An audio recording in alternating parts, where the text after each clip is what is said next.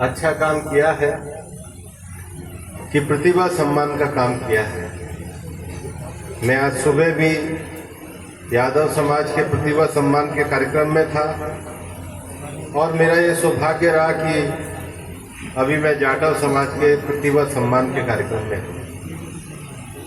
मेरे को कोई भी जब नौजवानों के प्रतिभा सम्मान के कार्यक्रम में बुलाता है तो मैं हमेशा सारे कार्यक्रम छोड़ के उसको प्राथमिकता देता हूँ। उसका कारण लंबे समय तक हमारे जो जीवन हम लोगों ने जिया है उसमें एक तरह की उदासीनता रहती है कि पढ़ना लिखना किसी और का काम है, ये कोई और करेगा, हमें क्या करना है, जिंदगी जैसी है वैसी जिंदगी जी लेंगे, आगे बढ़ कर के क्या होगा। और इसलिए बाबा साहब अम्बेडकर ने जब वो इंग्लैंड में पढ़ाई कर रहे थे तब उनके परिवार की परिस्थिति भी ऐसी थी कि परिवार की जिम्मेदारी भी उनके पास थी, लेकिन वो स्कॉलरशिप लेकर के मेहनत करके पढ़ा भी करते थे, परिवार के लिए भी पैसे भेजा करते। और इसलिए एक पत्र उन्होंने रमाबाई जी को लिखा था, उसमें उन्होंने कहा था कि बेशक आधी रोटी खा लेना पर बच्चों की पढ़ाई और शिक्षा पर जरूर जोर देना। आपका फोन है, मेरा फोन।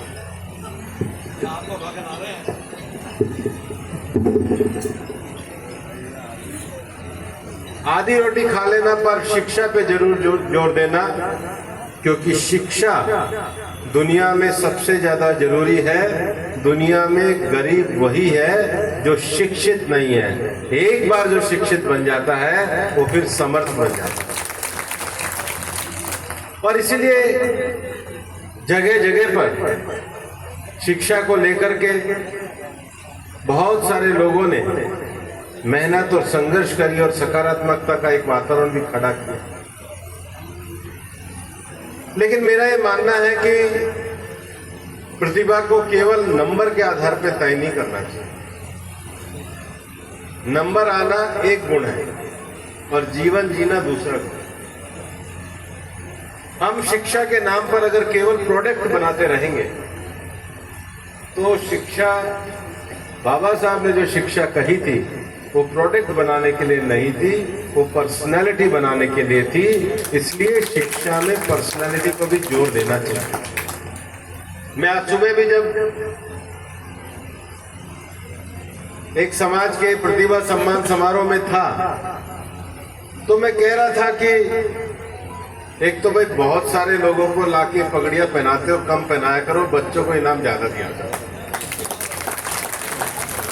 और दूसरा,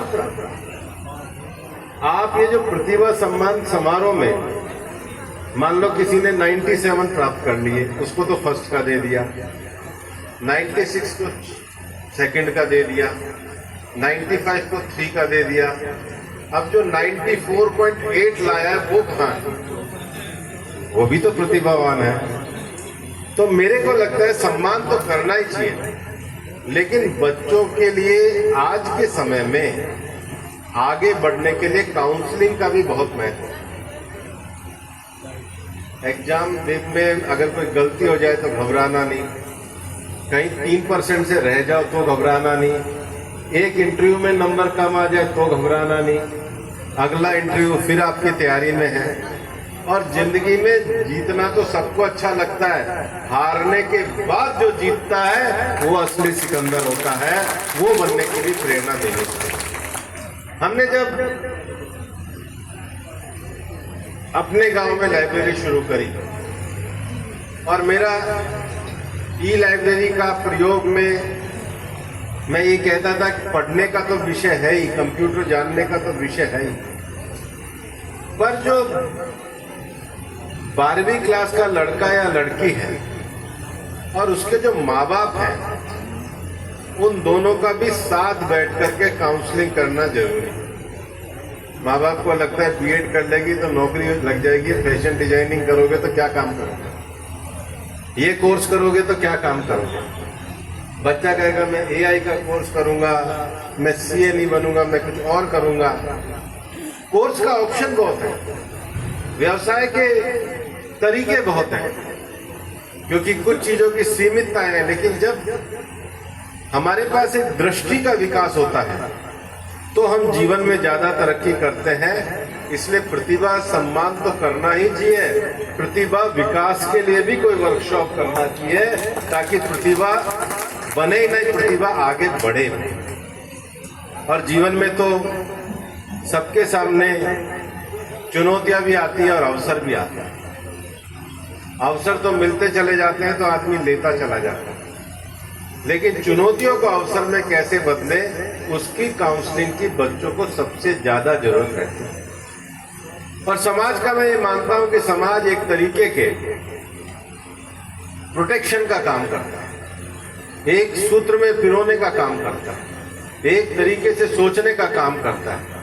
और इतना तो बड़ा होता ही है कि समाज में कोई बच्चा गलत काम कर रहा होता है तो बुजुर्ग कहते हैं भाई हमारा समाज में नाम खराब करेगा, तो कम से कम नैतिक बंधन बांधना उसके लिए भी समाज जरूरी है। पर इसकी रचना केवल कटुता करने के लिए नहीं होती है, केवल एक दूसरे के खिलाफ संघर्ष करने के लिए नहीं होती है। ये एक दूसरे के खिलाफ संघर्ष नहीं, एक दूसरे की ताकत को बढ़ाते हुए अपना समाज का भारत के समाज में योगदान देने के लिए। मैं आपको ये बताना चाहता हूं कि हमारा जब संविधान बना तो हमारे संविधान में बहुत मूलभूत सिद्धांत तय किए गए। संविधान को एक प्रक्रिया के नाते तय किया गया। संविधान की जब प्रस्तावना लिखी गई तो संविधान की प्रस्तावना जो बाबा साहब के नेतृत्व में लिखी गई, उसमें कहा गया कि केवल हम लोगों को सामाजिक न्याय नहीं देना है, हम लोगों को आर्थिक न्याय भी देना है, हम लोगों को राजनीतिक न्याय भी देना है। एक ऐसा समाज खड़ा करना है जिसमें सामाजिक स्तर पे तो बराबरी होगी ही होगी,